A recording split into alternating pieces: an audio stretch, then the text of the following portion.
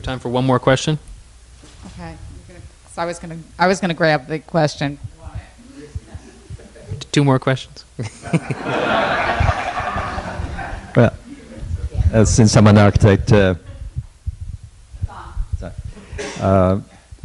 I had conversation before with a coffee before this talk, 90% of our built environment is total waste. It takes about 3% to make it 90% better.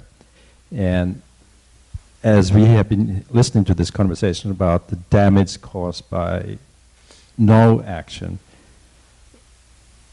I'm towards the end of my career. I'm 67 now, and it's frightening to see that we have not taken that simple step of common sense and build. It's 90% better. I've had conversations with the head of the ARP engineers 20 years ago where he proudly presented this fact, and we are still plowing along. In yesterday's FT column page, we are by far the highest consuming nation per capita in the entire planet, and we have the best education. So where's the correlation?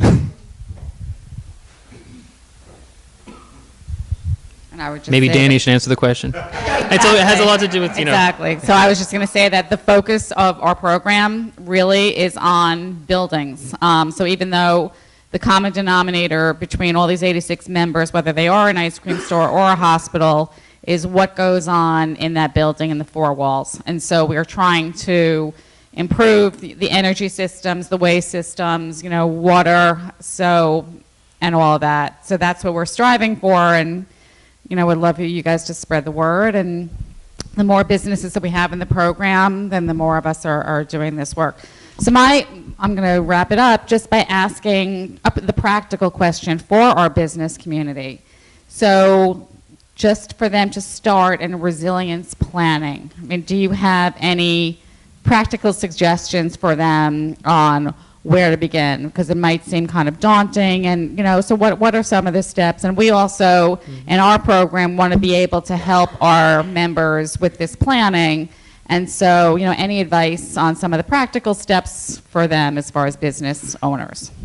Maybe can I sort of address a bit that, but also previous? So one interesting example of a bit of this, sort of not thinking about the future and sort of throwing things away. There's a storm surge event. There was a hospital that was built in or near a flood zone, and they had all of much of their important stuff in the basement, right? And when you take it to an underwriter, you say, well, that doesn't make much sense, right? You should probably raise it up. They're like, well, no, this is fine because we have these windows, right? The windows will keep all the water out. So after the event, the entire thing was flooded, and they said, well, what happened? And, well, somebody left the window open. So it goes a bit to this, okay, can we think this through? Should those windows be openable, right? And they said, well, why was the window open? And they said, well, it was too hot down there. So these kind of things, if you think about stuff sort of systematically, and this goes to a bit, how do we move forward? How are we more sustainable? It's thinking about this kind of things, these small aspects that can create huge losses and potentially losses of life, right? Because if the generator goes out, people die. And I think that's back to even this, like how do you start thinking about what's sustainable? Well, losing all your equipment every several years is not sustainable. So it's sort of thinking about these small things that you may not think about, but somehow try to think about them, right? Like what is this system? And that's a bit what I was trying to get at. What are the vulnerable components?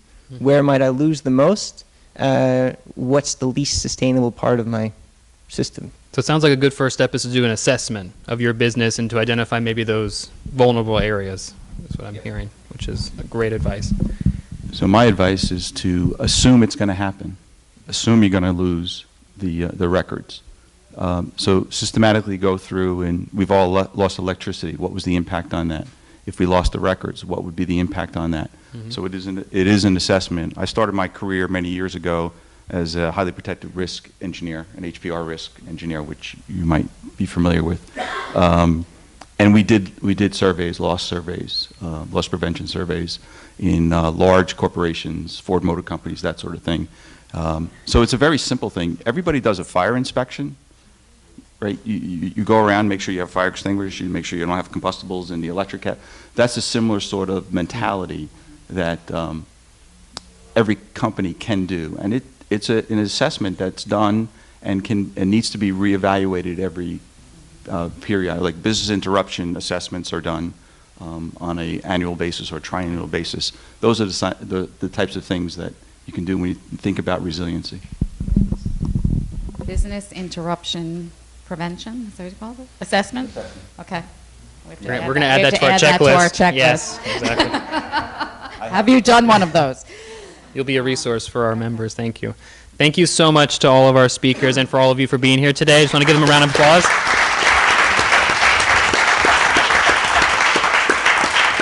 So that concludes our event. Thank you.